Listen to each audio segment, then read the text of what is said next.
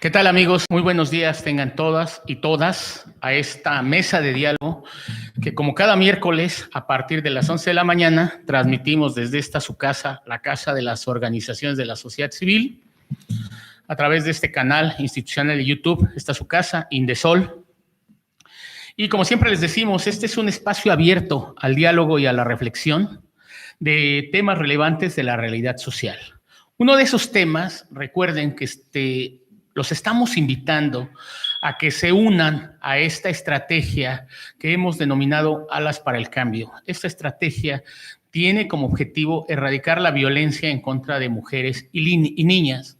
Entonces, por favor, únanse con un programa de radio, un volante, un cartel, un dibujo. En fin, ustedes pueden aportar lo que ustedes saben hacer muy bien y por favor únanse a esta estrategia porque de verdad esto es una campaña, una estrategia permanente de erradicar la violencia contra la mujer.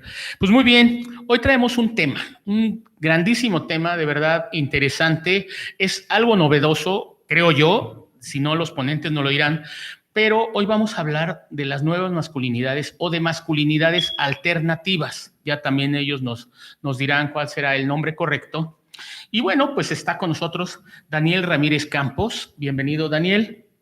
Él es especialista en modelos de atención para hombres que ejercen violencia sexual y aparte es especialista en este tema de masculinidades. Bienvenido. Hola, buenos días. Nada más la acotación es violencia familiar.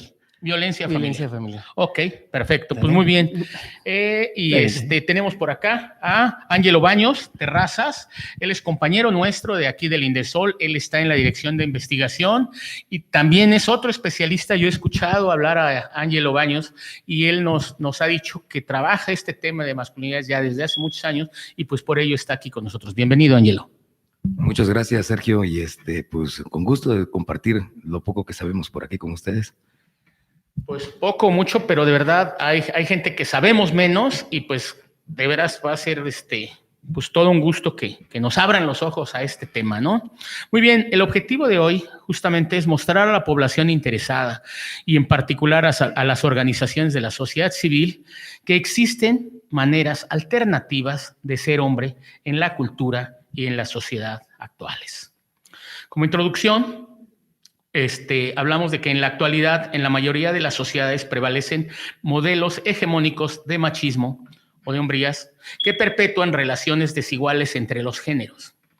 Para que se logre cambiar la vida de los hombres, se necesita algo más que recordar los efectos negativos de nuestros ideales actuales de hombría, tal como fuimos educados generación tras generación.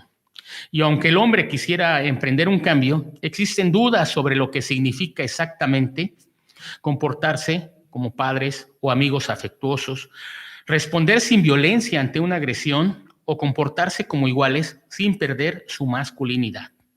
Es imprescindible preparar el camino para unas formas de masculinidad nuevas o alternativas.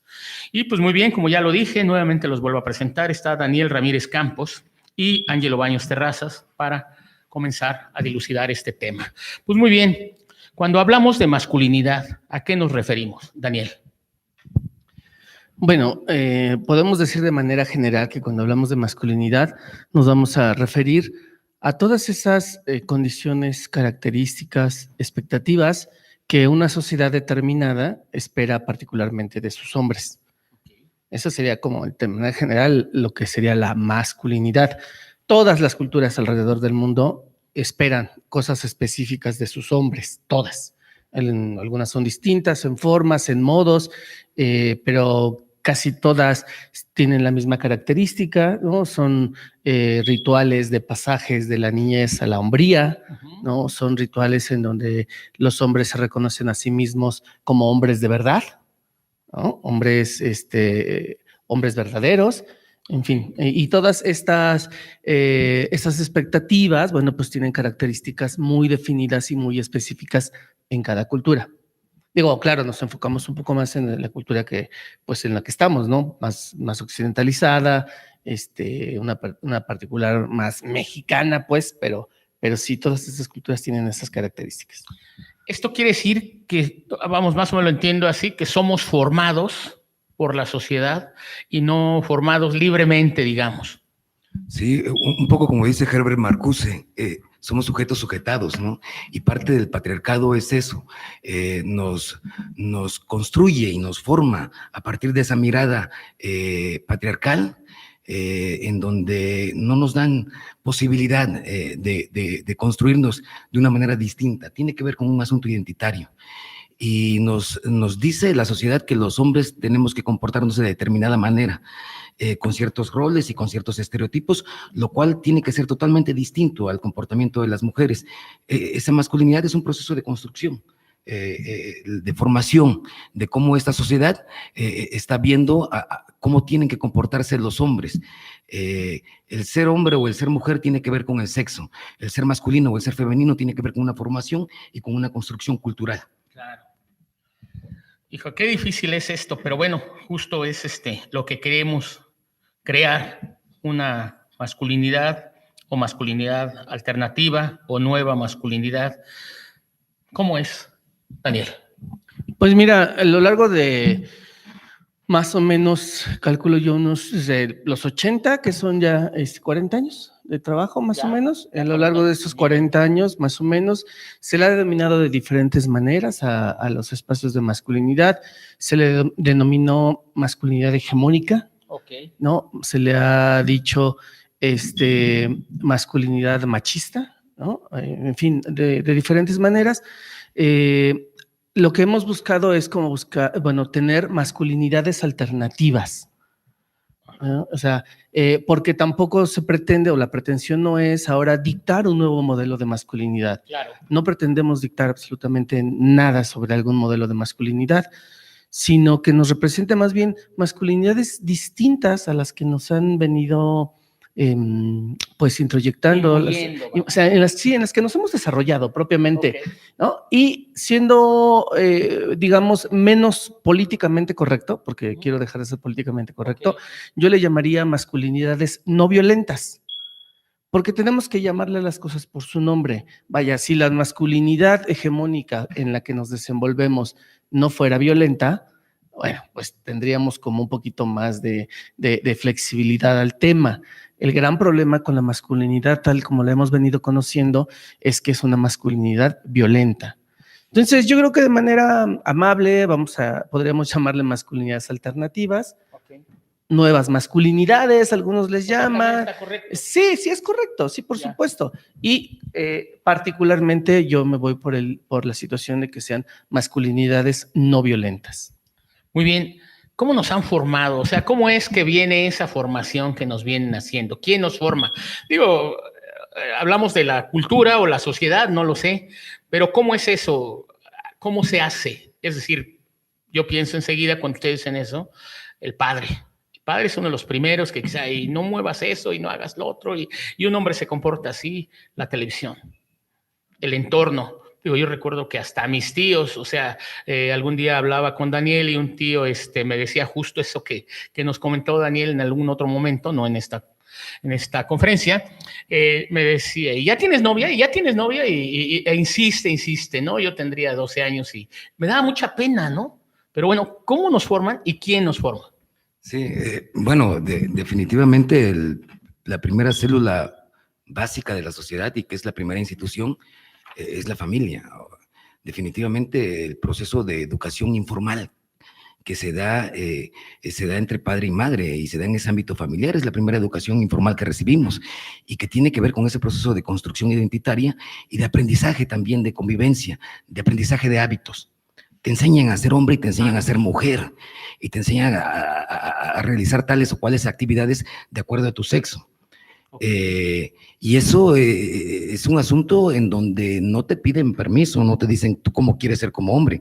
Tú como hombre tienes que ser de esta manera. Es más, tienes que jugar con carritos, no tienes que llorar, tienes que ser fuerte. Desde ahí te van introyectando todo esto que espera la sociedad de ti como hombre, porque a partir de esta parte sexual de los genitales, nos educan como masculino, como femenino.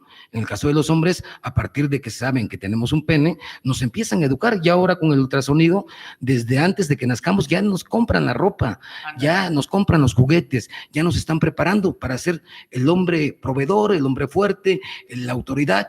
cosa que a estas alturas de la vida se contrapone totalmente. Vivimos en un marco distinto, en un marco de leyes, en un marco de respeto.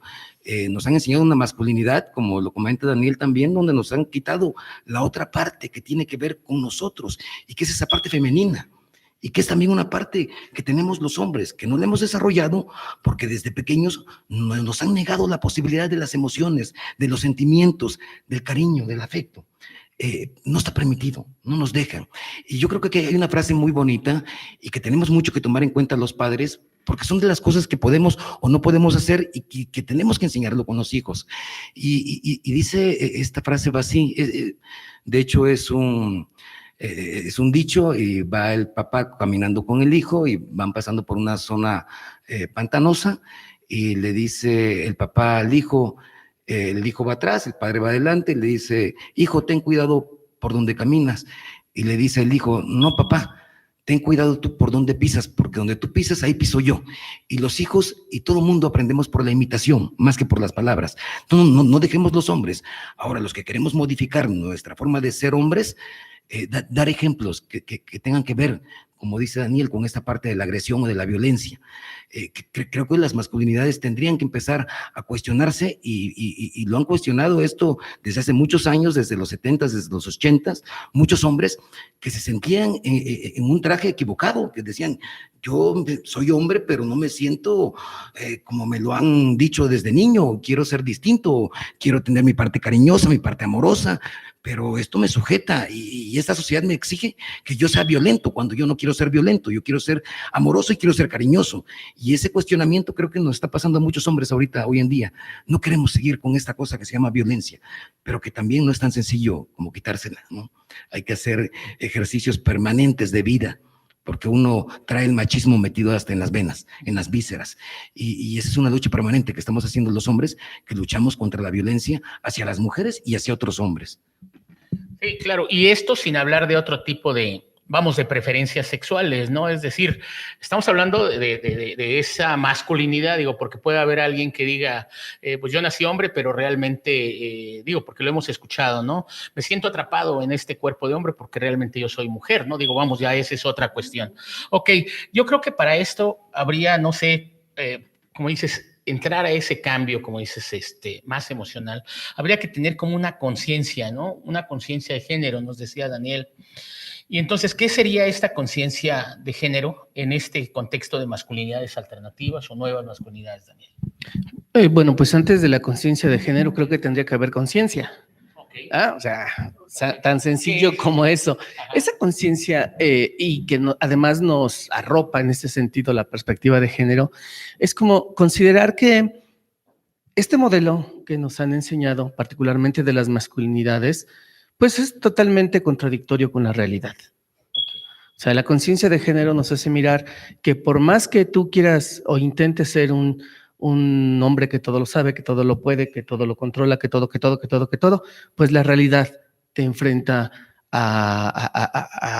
pues a decir, pues no es posible. Primero no es posible, ¿no? Decía Angelo, algunos hombres no queremos ser todo el tiempo valientes y algunos ni podemos. Sí, también, o sea, esa es otra, es una realidad que te confronta bien fuerte y que desde la perspectiva de género te dice, tienes que mirar esa realidad. Porque cuando los hombres no pueden ejercer ese objetivo de control y de dominio o sometimiento sobre alguien, quien sea, hombre, mujer o incluso animalitos, buscan un objetivo en donde desviar esa sensación o esa gana de tener el control que tenemos desde la masculinidad. Control y poder. Control y poder, ¿sí? Y comúnmente, bueno, pues se dirige a personas consideradas más débiles, ¿no? Uh-huh. Que bueno, viene otra parte ahí bien importante, porque se considera que la persona más débil pues, son las mujeres, ¿verdad? Esa es otra contradicción.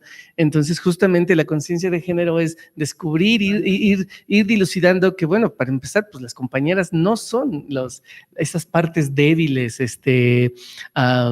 tiernas, abnegadas, ¿no? que nos han pintado, porque entonces cuando se enojan, cuando tienen una genuina molestia, entonces decimos nosotros, ya ves, mira cómo también ellas son agresivas. Bye.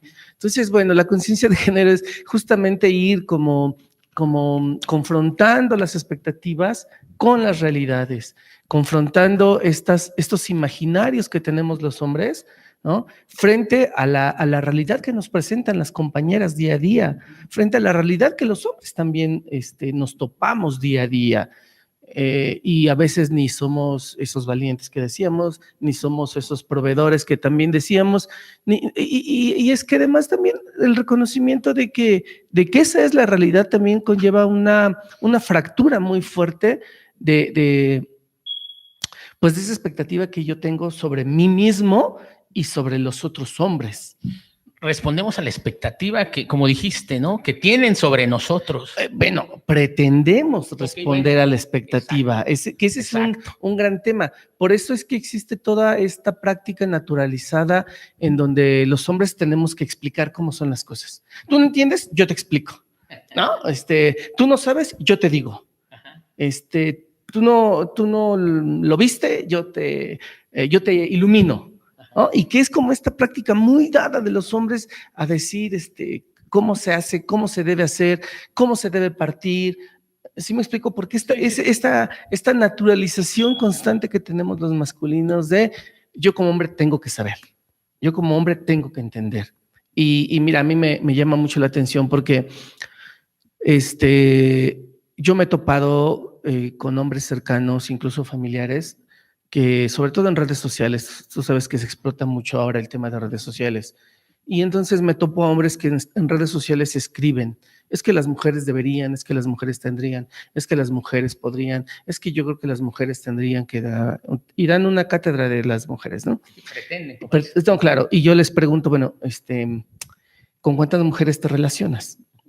¿Cuántas novias has tenido? ¿Con cuántas mujeres convives?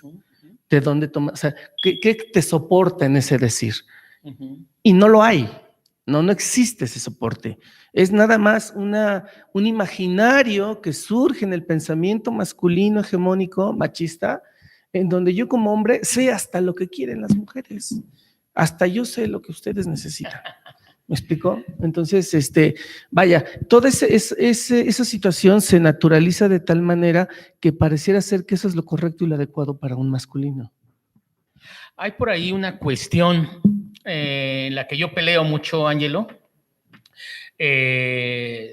usos y costumbres. Y vamos, yo acudí a Oaxaca el año pasado, a finales de año, y yo de verdad veía toda esa cuestión de usos y costumbres, y ves cómo efectivamente pues a la mujer la tienen relegada. Esa es otra cuestión que a mí no me cae de la educación, vamos, ok, porque ellos te lo dicen, uso y costumbres como si fuera la ley incambiable, la ley de Dios, la ley universal, como que no se puede cambiar. Yo creo que esa es otra de las cosas que debemos empezar a ver también, porque no solo es en la ciudad.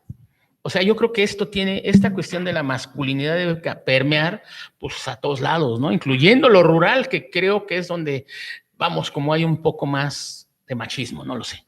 Sí, definitivamente hay zonas y hay espacios con mayores expresiones de machismo y de desigualdad. No es lo mismo la Ciudad de México que Oaxaca o que Chiapas, o no es lo mismo, por ejemplo, en Chiapas, Tuxtla Gutiérrez que Palenque, o no es lo mismo la ciudad de Oaxaca, la capital, que alguna comunidad de Guelatao, de la Sierra, o de la Costa Chica, o del Istmo. Okay. Ese es un tema que hemos trabajado mucho y discutido mucho con los masculinistas, con las feministas, con los antropólogos, con los sociólogos, y yo creo que después del avance de los derechos humanos, que eso está por encima de todo, los derechos humanos en términos de que son derechos ganados, que se han venido ganando a lo largo de la historia, a lo largo del tiempo, y que no podemos dar pasos atrás. Hasta 1953, 54 las mujeres empezaron a votar. Antes no tenían derecho al voto. Okay. A partir de ese año, o sea, es reciente el hecho de que las mujeres voten y sean votadas. Y a pesar de que ya eso se ha modificado por ley desde hace algunos años, todavía culturalmente vemos muchos obstáculos. Con Daniel estuvimos colaborando hace algún rato, hace como 2 años, por ahí en la Mixteca de Oaxaca, y nos ha tocado circular por varios lugares, pero nos llama mucho la atención el asunto de los usos y las costumbres. Cuando eso se convierte en abusos y costumbres, ahí está el problema. Okay. ¿Por qué? Porque no podemos seguir defendiendo los usos y las costumbres cuando un uso y una costumbre agrede, por ejemplo, a las niñas. Okay. Todavía en comunidades en Oaxaca y en Chiapas, yo soy oaxaqueño, se siguen todavía llevando a las niñas, las siguen robando. O hay acuerdos familiares, todavía la llamada dote, y las niñas se casan con tipos adultos. O sea, hay situaciones de abuso constante y permanente por mucho esta parte de los usos y las costumbres que tienen que ver con la sexualidad de hombres y mujeres en las comunidades, pero que afectan particularmente a las poblaciones más vulnerabilizadas, como las niñas. Hay otro rito también que se hace mucho cercanamente a mi tierra, ahí en Oaxaca, y está la fiesta, ya está el conjunto musical, está la comida, pero nada inicia hasta que pase el novio con la novia al cuartito, y el cuartito tiene una cama con sus sábanas blancas. Si la sábana blanca, después de haber ejecutado el acto sexual, aparece con un rastro de sangre, no hay boda y se acaba todo. Muchas mujeres, cuando tienen sus relaciones coitales, la primera relación coital, muchas no sangran. O sea, y hay de aquella que no sangre, ¿no? Porque entonces ya no hay fiesta, ya no hay boda, y esa mujer es etiquetada, y esa mujer la corren de la comunidad, y nadie quiere verla ya después ahí. Y eso nos ha pasado con muchas mujeres. Hay mucho embarazo adolescente por el asunto de las costumbres. En primer lugar. En Latinoamérica. Sí. Y Oaxaca, Chiapas, Veracruz, Tabasco, tenemos situaciones de mucho abuso hacia las niñas. Y las parejas, por ejemplo, de las niñas que se embarazan en su inmensa mayoría, de acuerdo a los estudios que hemos hecho, de hecho acabamos de sacar una publicación con UNICEF en Tabasco, con comunidades indígenas, y la inmensa mayoría de las parejas de estas niñas embarazadas son hombres adultos de 25 a 35, 40 años. Entonces, yo creo que ahí hay situaciones que tenemos que ir trabajando y que ir modificando, porque ya hay un marco legal, pero necesitamos un cambio cultural, y ese tarda un poco más. A pesar de que ya tenemos una ley de paridad, por ejemplo, en términos políticos, para que las mujeres participen en igualdad de condiciones que los hombres, todavía seguimos viendo en las comunidades que no dejan participar a las mujeres. Bueno, en las casas ejidales, donde se toman las decisiones, donde llegan los recursos económicos, donde se toman las grandes decisiones del pueblo, no dejan entrar a las mujeres.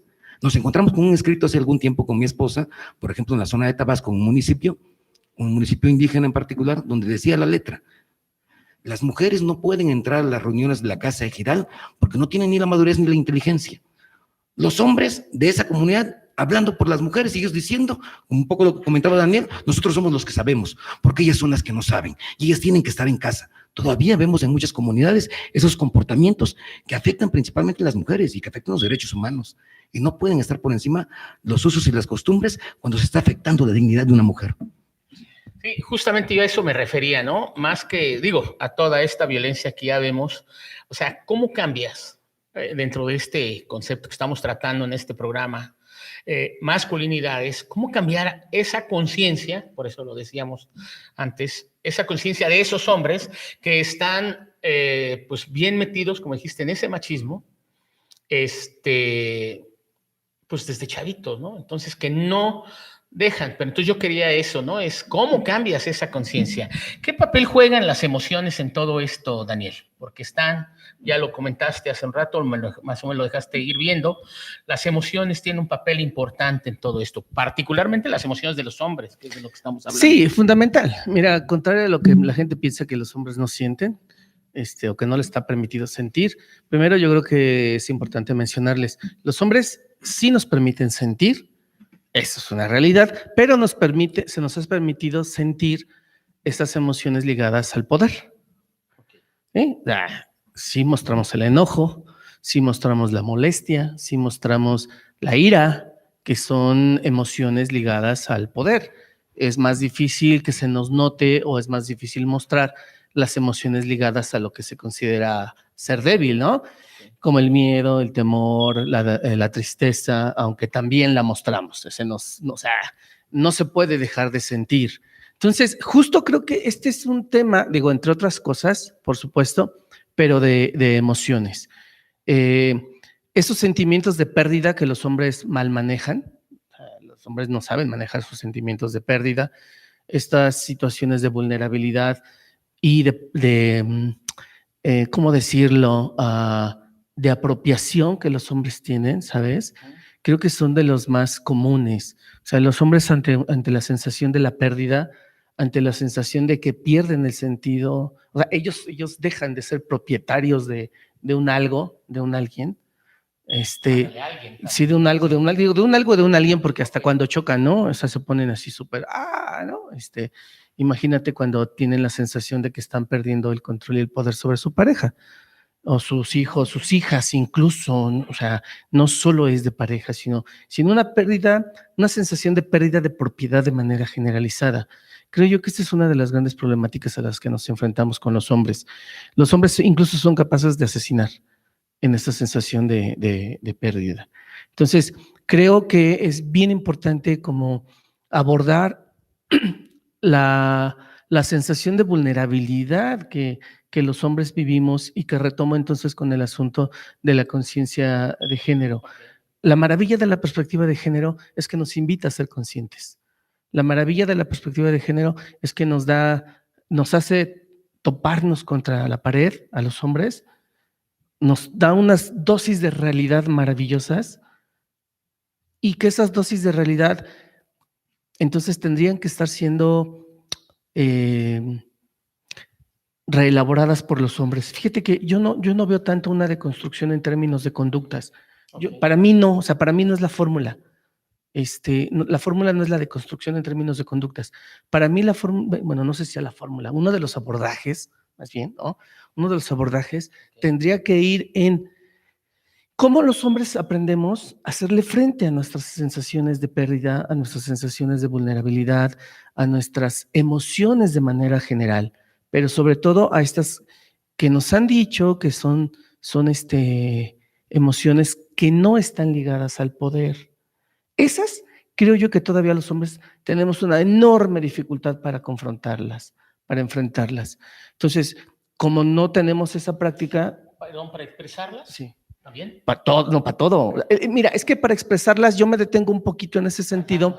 ¿Por qué? Porque los hombres se nos sale, o sea, nos fluye, ¿no? ¿Cuántas veces hemos tenido un hombre con una cara de aquí a acá?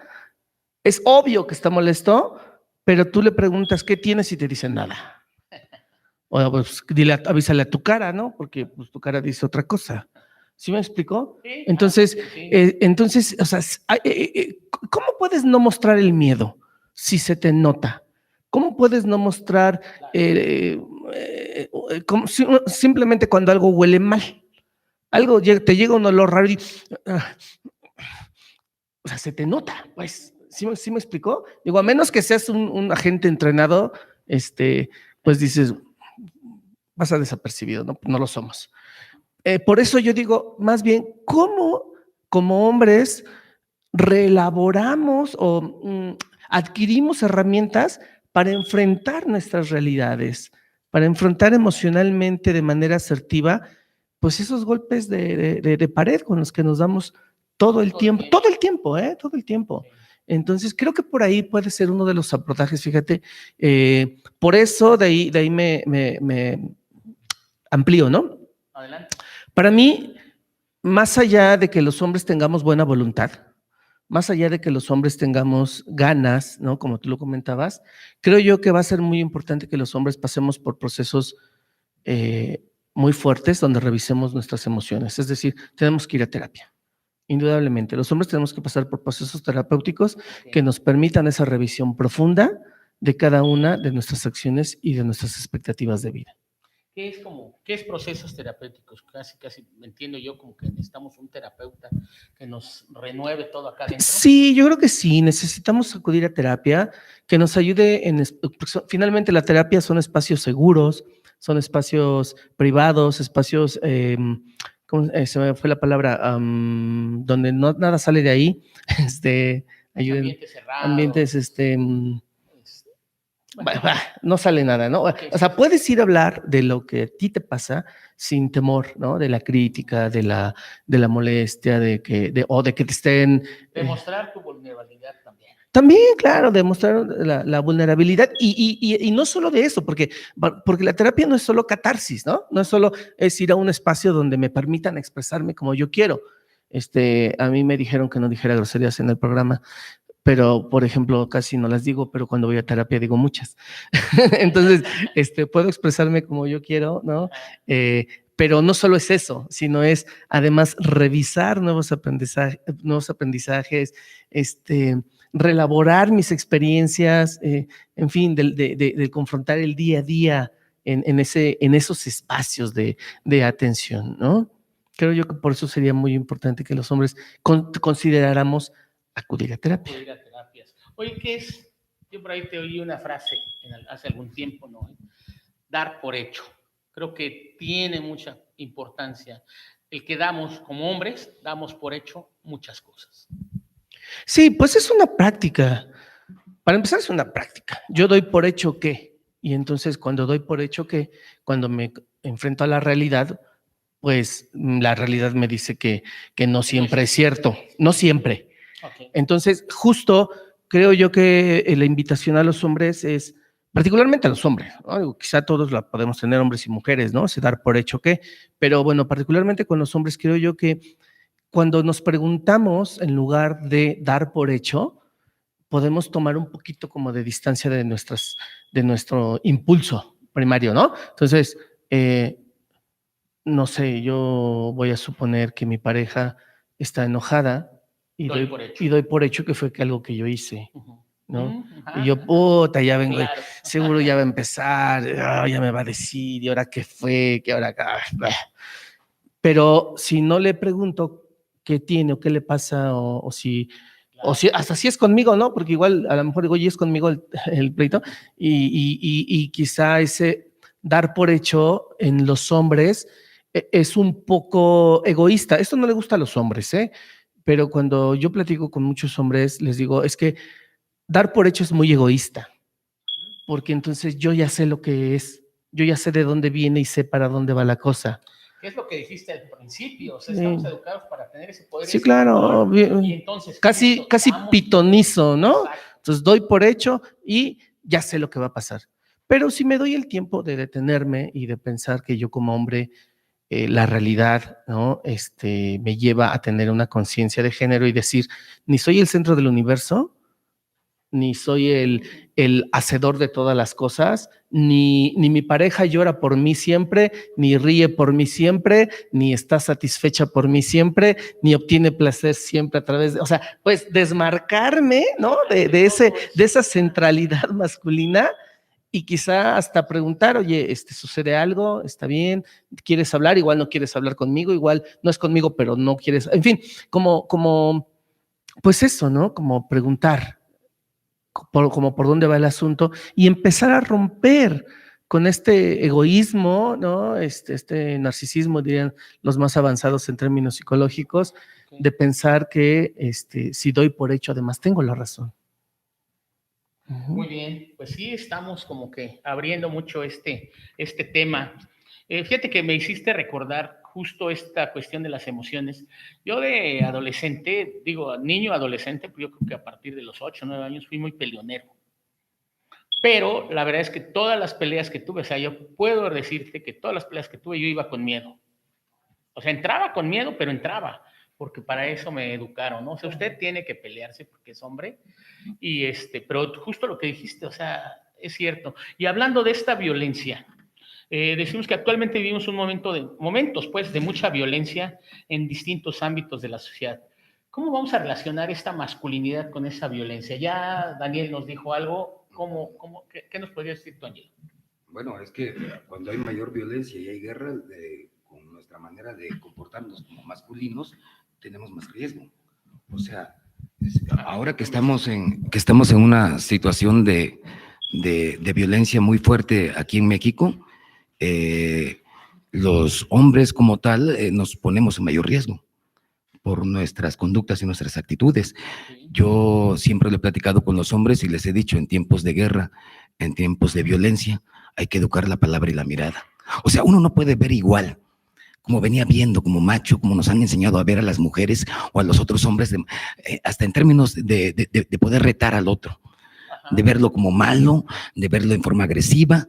O sea, en tiempos de mucha violencia, uno no puede seguir comportándose de esa manera. Uno no puede seguir viendo a las mujeres en esa forma lasciva. Uno no puede seguir hostigando o acosando a las mujeres porque nos ponemos en mayor riesgo también. Nos ha pasado, estábamos en Coahuila con un grupo de maestros y iba pasando una muchacha, jovencita, 20 años, íbamos como 4 o 5 maestros, y se le ocurre a uno de ellos decirle: mamacita, qué buena estás. Y se le va la mirada y casi se le va encima a la muchacha. Atrás venía el esposo, era un militar, le descargó la pistola. Le descargó la pistola, porque también entre nosotros, como dice Daniel, los hombres nos matamos también a ese nivel por ese tipo de cosas, o porque uno le va a la América o otro a las Chivas, o porque uno es pentecostés o el otro es evangelista, o porque le dijeron a mi mujer que qué buena estaba. Entonces yo soy capaz de dar la vida si alguien agrede a mi familia o a mi mujer o a mis hijos.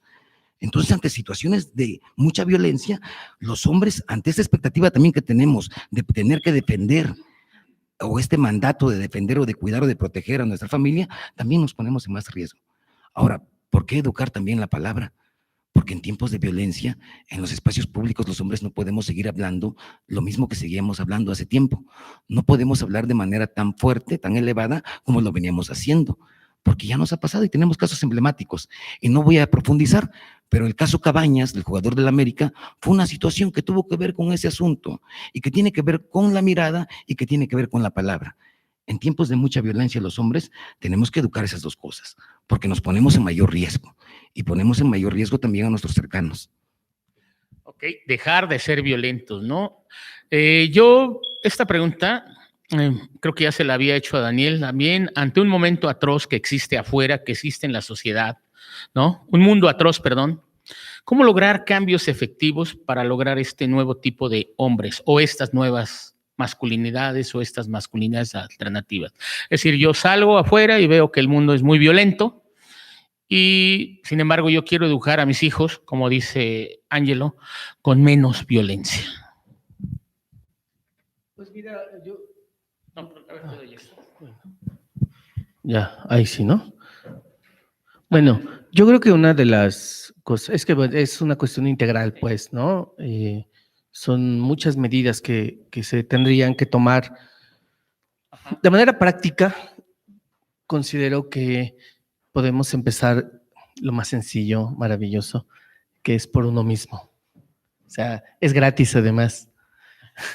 Cuando yo empiezo por mí mismo, cuando empiezo a cuestionarme en mis decires, en mis haceres, en mis faltas de compromiso, en mi violencia, así tal cual, ¿no? Cuando empiezo a cuestionarme yo mismo, ahí puede empezar el proceso, fíjate, porque entonces voy a enfrentar de manera distinta las dificultades de la vida, porque entonces incluso negarme a ejercer violencia, al negarme a ejercer violencia, no me va a ir la vida. Al contrario, voy a pensar que si me niego a la violencia, no voy a dejar de ser menos hombre, o sí, pero no pasa nada, ¿sabes? Mira,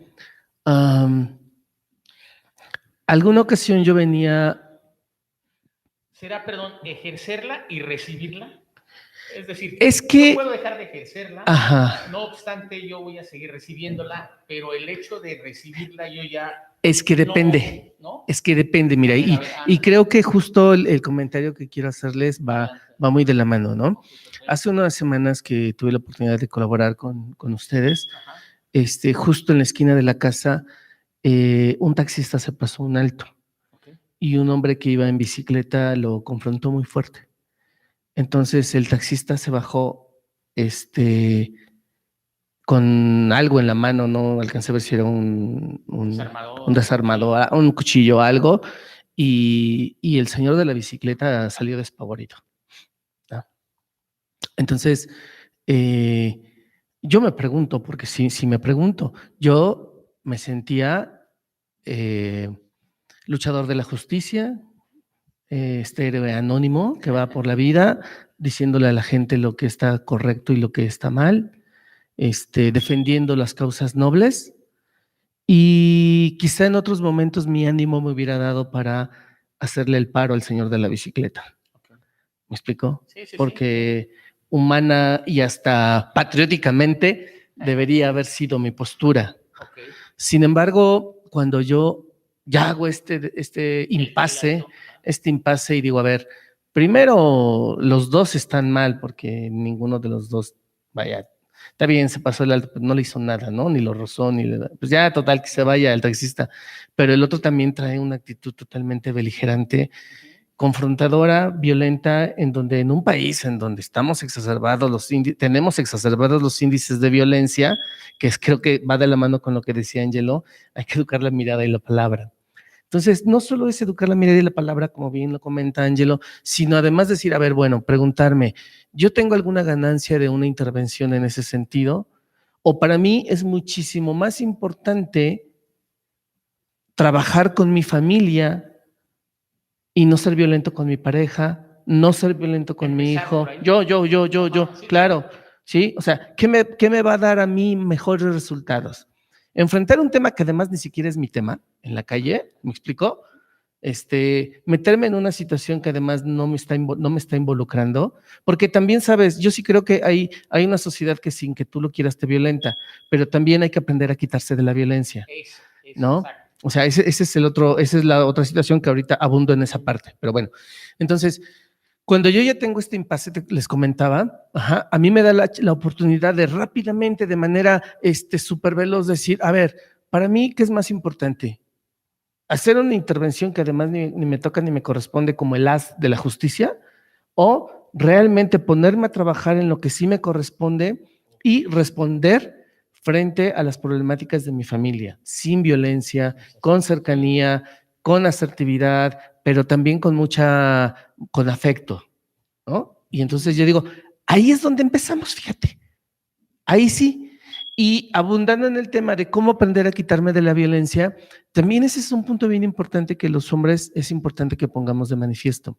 Porque si hay espacios muy violentos, hay unos espacios más violentos que otros, como hombre, pero también como hombre, entonces tengo que empezar a decir en cuáles me pongo y en cuáles no. Un hombre que acudía conmigo a grupo decía, mira, Daniel, yo ya me di cuenta que cuando tomo con los amigos, cuando me salgo a la calle y tomo con los amigos, pues mis amigos son bien violentos, ¿no? Y todo el tiempo hablan de mujeres y hablan de sexo y hablan de violencia y muchos de ellos violentan a sus parejas. Sí, ya me di cuenta que cuando convivo con ellos y tomo con ellos, tengo más disposición para violentar a mi pareja. ¿Tú crees que tengo que dejar de hacerlo? Sí, ¿me explico? Entonces, vaya, ese es el espacio en donde, bueno, pues a lo mejor ese ya no es mi espacio, ¿sabes? ¿No? Y entonces tendría que estar viendo qué otros espacios hay que me permitan un reconocimiento de mí mismo como un hombre sin violencia y donde podamos abundar en convivencias, ¿no?, mucho más cercanas y afectivas, libres de violencia, porque los hay. Sí, ok, ya ¿No? entiendo. ¿Sí me de verdad explicó? lo entiendo. Y sí, como que a mí me ilumina, espero que ilumino al público que nos...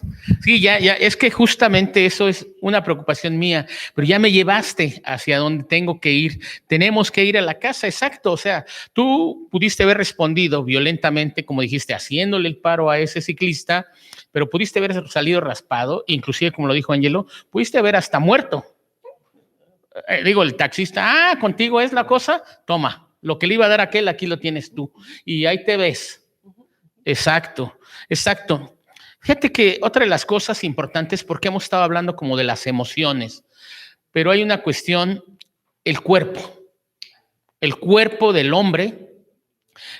Por ahí escuchamos que no nos cuidamos, no cuidamos ni la alimentación, no cuidamos ni lo que bebemos, ni lo que hacemos. O sea, no nos cuidamos. ¿Quién empieza? ¿Tú, Angelo? Y después Daniel. Sí, bueno, de hecho nos han enseñado, ¿no?, a no tocarnos, a no cuidarnos, a no, es que si algo nos duele, no lo atendemos, lo dejamos, y ya cuando estamos en una situación bien complicada es cuando atendemos esa situación.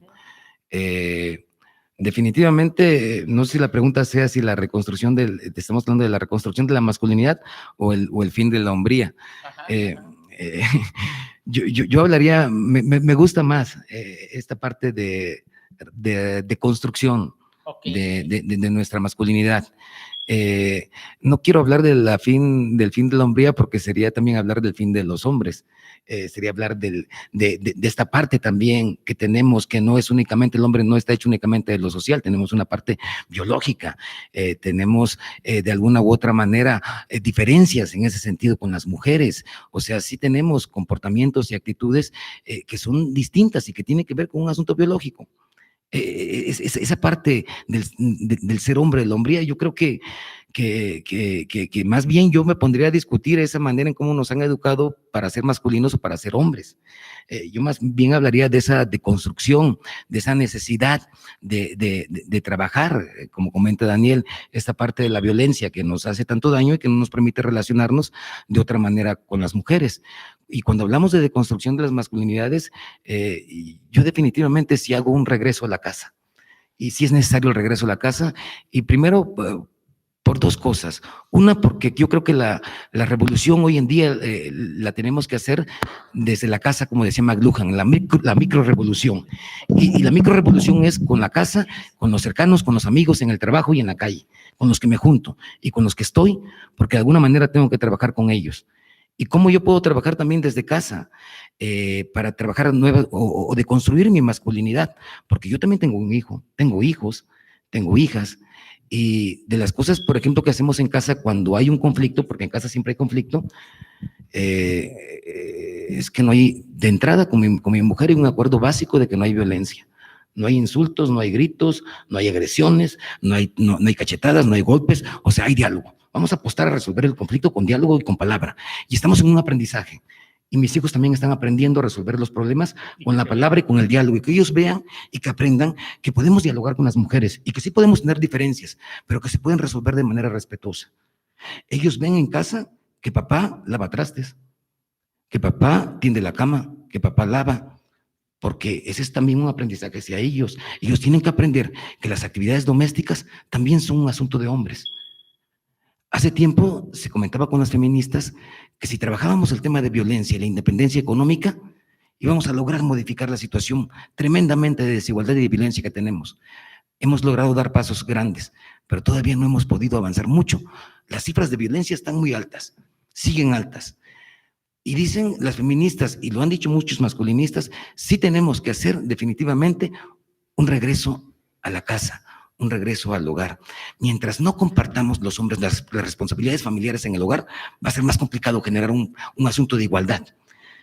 Porque los hombres tenemos que acudir al espacio doméstico, y no solamente para realizar actividades domésticas, sino para revalorizar estos valores que también son nuestros, el afecto, el cariño. O sea, los hombres tenemos que reaprender y aprender a dar cuidado y a dar amor y a dar afecto.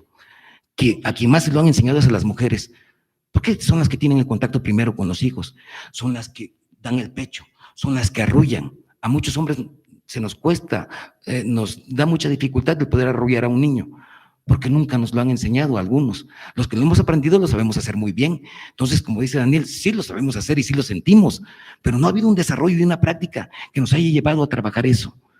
Por eso nos cuesta un poco más trabajo el asunto del afecto, del amor, de la compasión. Pero creo que en tiempos de violencia los hombres también tenemos que acudir a ese tipo de valores que no están relacionados exactamente con el poder, pero que están relacionados con esa parte que tiene que ver con la vida y con la protección de todas y de todos. Y que en ese sentido creo que los hombres tendríamos que trabajar en casa esos dos aspectos, esa parte emocional que tiene que ver con el cariño y con el afecto, y lo otro que tiene que ver con la parte del trabajo doméstico, porque les tenemos que decir a los hombres que también el trabajo doméstico vale y que es importante para que todas y todos funcionemos bien en esta sociedad y que no es un asunto de mujeres. Ya avanzamos. Hace tiempo 1 de cada 10 personas hacía trabajo doméstico, un hombre. Hoy en día ya llegamos al 26%. Estamos avanzando. Nos falta mucho, pero tenemos que incorporar más a los hombres en esas actividades para democratizar el espacio doméstico. Y una de las maneras de democratizar el espacio doméstico es el poder compartir esas actividades desde los padres y con los niños y las niñas. Y eso es fundamental en este cambio que queremos trabajar, ¿no? Ok, y dijiste, no es asunto de mujeres o no es asunto de hombres. Cuidar el cuerpo no es asunto de hombres, Daniel. Sí, claro, hay un asunto ahí para que los hombres miremos nuestro cuerpo. Es bien contradictorio hablando, ¿no? Porque los hombres nos fijamos mucho en el cuerpo de las otras y de los otros, pero es difícil voltear a ver nuestro propio cuerpo. Entonces, creo que además es un problema de salud pública, ¿no? Cuando los hombres no miramos nuestro cuerpo. Pero también es generacional. Esto es importante que lo miremos, porque los jóvenes, los adolescentes, hombres, ¿no? Estamos hablando de hombres, tienen como, ahí sí, tienen como una postura sobre su cuerpo muy específica. La mayoría de ellos tiende a ejercitar su cuerpo, ¿no? Los jóvenes, adolescentes, a mostrar su cuerpo incluso, ¿no? Vemos los chamacos sin camisa. Y ahora ya los más atrevidos están gorditos y llantuditos y de todas maneras se quitan la camisa, sobre todo en los partidos de fútbol, ¿no? ¡Ay, póntela! Pero no hay como una conciencia, regresamos a la conciencia, por eso decía yo hace un rato, hay que tener conciencia, a la conciencia sobre el cuerpo. ¿Qué es esa conciencia? Bueno, lo que implica entender qué pasa con nuestro cuerpo cuando no lo alimentamos bien, o cuando lo mal alimentamos, o cuando lo sobreexplotamos, porque también encontramos chavos que sobreexplotan su cuerpo, jóvenes sobre todo, que incluso les va a la salud, ¿no? Ahí en el asunto de la sobreexplotación de su cuerpo. Y aquí vamos también a hilar el tema de la salud sexual y reproductiva, porque pues muchos hombres evidentemente al no cuidar su cuerpo tampoco tienen esta idea de que de ejercer su sexualidad con precaución. Y entonces, entre quienes tampoco cuidan, en quienes está más diseminado el asunto de las infecciones de transmisión sexual, pues es entre los jóvenes, ¿no? Y luego quienes más infectan a sus parejas con precisamente este tipo de infecciones, pues son los hombres, ¿no? A sus parejas heterosexuales. Sí, claro. Entonces, bueno, se vuelve como hay todo un tema alrededor del cuerpo que podemos explotar en ese sentido, ¿no? O sea, podemos hablar del cuerpo en ese sentido, la falta de cuidados, la falta de higiene, porque ese es otro tema, la falta de higiene en el cuerpo masculino. Muchas personas, hombres y mujeres, nos quejamos de que se te acerca un hombre y dices, ¿quién te habrá olido llegar? ¿No? Que es un asunto muy, muy básico. Esta pelea con los hombres por tener esta higiene cotidiana, también ahí está presente, ¿no? Y es parte como de esta hegemonía masculina, pues, ¿no? También. Entonces, son muchas variantes en las que podemos abordar el tema del cuerpo de los hombres. La salud, el cuidado, el físico, la sobreexplotación del cuerpo, la dificultad para reconocer un cuerpo vulnerable a las enfermedades, a las infecciones, como está pasando justo en estos momentos, pero también creo yo que con su reserva, pero creo que parte mucho del miedo. Los hombres tenemos mucho miedo de saber que nuestro cuerpo es vulnerable, que puede sufrir enfermedades e incluso que es un cuerpo que puede morir. Claro, absolutamente. ¿Me explico? Sí, por supuesto. Y yo lo ligo mucho en el sentido de que cuando nosotros trabajamos con los niños o las niñas que no tienen como esa conciencia de que pueden morir, porque hay como este asunto de, claro, se mueren los viejitos, ¿no? Se muere el abuelito, se muere la abuelita, se muere pues el viejito, pues, ¿no? Bueno, el adulto mayor, si quieren que le diga políticamente correcto. Está bien, ¿no? Entonces, cuando de pronto un niño o niña de 8 o 9 años toma conciencia de que él también puede ser el que se muera, es un impacto muy fuerte para su vida emocional y necesita un soporte ahí que le contenga y que le diga, bueno, pues sí puede ser, pero no es, ¿no? En estos momentos, en fin, ¿no? Hay un soporte emocional bien fuerte. Pero creo yo que justamente esta dificultad que los hombres tenemos para reconocer nuestro cuerpo se atora ahí. En el miedo. En el miedo, en la incertidumbre, en el, híjole, hasta en la desesperanza, ¿no? Pues ya si me voy a morir, pues ya mejor que me muera de algo. ¿Me explico? Y entonces justamente entra esto que yo comentaba, el miedo, el temor a la incertidumbre, y también por eso los hombres prefieren no saber, prefieren no hacerle caso a su cuerpo, con tal de que no vivan o vivencien esa vulnerabilidad con respecto a su cuerpo, ¿no? Entonces, como pueden ver, es amplio el tema del trabajo con el cuerpo de los hombres. Indiscutiblemente. Es diverso y bueno, cuando hacemos el abordaje, pues tratamos de que sea como, de alguna manera, si lo podemos hacer como una integral, ¿no? Esta revisión física, emocional, por eso decía yo de la terapia, ¿no? Y además, propositiva, ¿no? O sea, ¿hacia dónde voy? Sí, sí tengo esto es lo mío, esto es lo que tengo, esto es lo que hay. Y ahora, pues, ¿qué hacemos con esto, no? Hacia adelante, pues. Cuidarlo. Que Entre no lo otras cosas. hacemos. Exacto. Sí, a mí me duele la rodilla y no voy porque, no, ¿cómo? Pues. Pero además ya sé, ¿no? O sea, Sí, pues sí. me duele la rodilla Sí, porque, sí, pues, sí, a lo ándale. mejor. Y regresamos al principio, O sea, es que otra doy vez, por hecho. doy por hecho. Ya sé lo que me va a pasar. Exacto, ya sé lo que me va a decir el doctor. Sí. Pues total, me tomo un paracetamol o me pongo pomada o antes del partido me unto un chorro de crema. Pues ya sé, ¿no? Entonces, Claro. ¿para qué voy al médico, que es el que sabe? Si yo sé más que el médico, ¿no? Sí, claro. Yo les digo, 10 temporadas de Doctor House me avalan. Entonces, pues, también Sí, esa es la indiscutiblemente. problemática, ¿no? De la, no, es colitis, ¿no? Ya se puede. Híjole. ¿no? Sí, Sí, nos falta mucho Sí. camino, hay mucho camino para Sí, la lograr verdad. estas masculinidades alternativas, nuevas masculinidades. Digo, las emociones, ya hablamos, expresarlas, saber que también podemos llorar. Yo tuve un taller de escritura autobiográfica donde el 90% eran mujeres y los 3 hombres que se inscribían a las 6 clases se iban. Porque cuando yo les decía, tienes que leer tu texto, y ellos se sentían como vulnerables al mostrar sus sentimientos dentro de un texto, se iban y se iban apenados.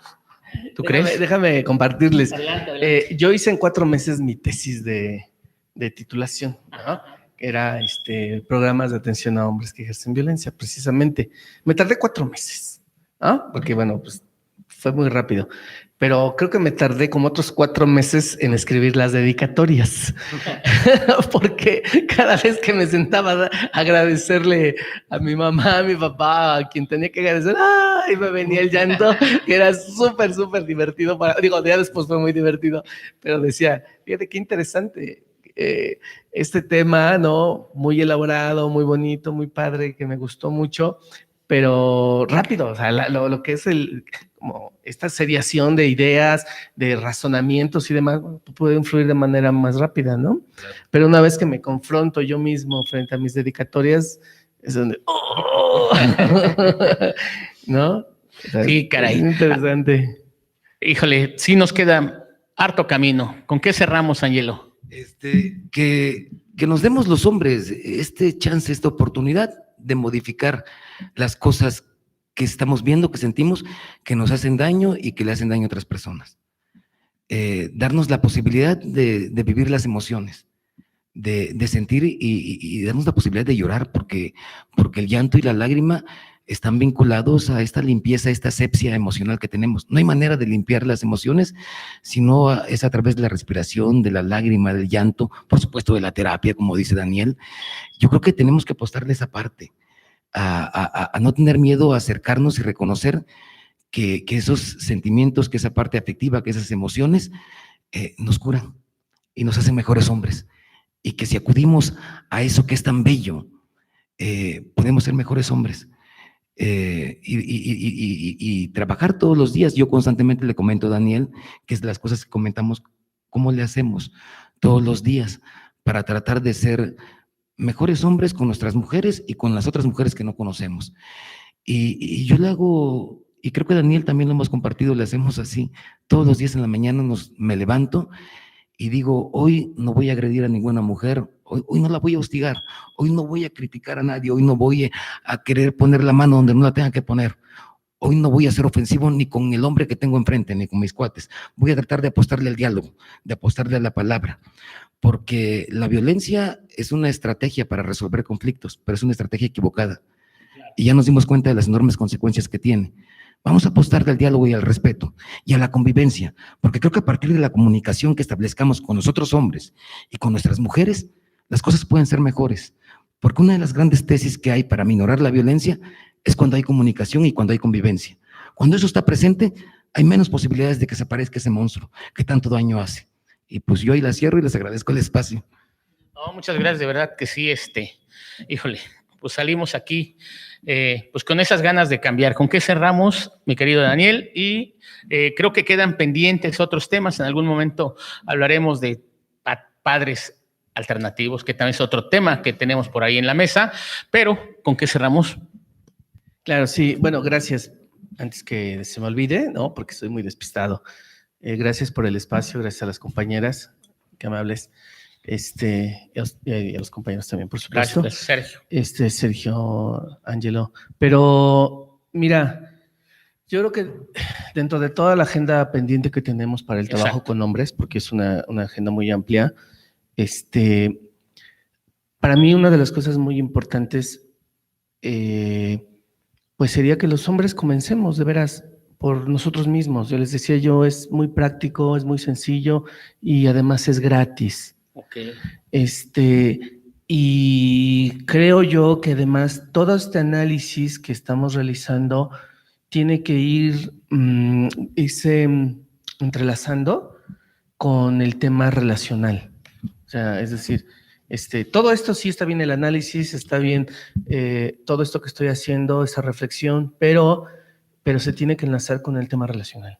O sea, sí, si no hay práctica, ¿para qué? Claro, ¿De qué sirve? Claro, ¿no? Si no lo transmites de manera cotidiana con las compañeras, con las mujeres que te encuentras en la calle, con las que te encuentras en el transporte público, con estas mujeres con las que vives de manera cotidiana, si no se ve permeado ahí, la reflexión no nos sirve de nada, ¿no? Entonces creo yo que además de toda esta agenda pendiente, es importante que vayamos entrelazando estas acciones con la convivencia sana y no violenta con las compañeras. Perfecto, pues amigos, ya lo oyeron. Miren, háganos sus preguntas, por favor. Nosotros se las haremos llegar a los ponentes, tanto a Ángelo como a Daniel. Háganos sus preguntas vía chat y de verdad hay que despejar todas estas dudas en este gran tema que le llamamos el día de hoy masculinidades alternativas.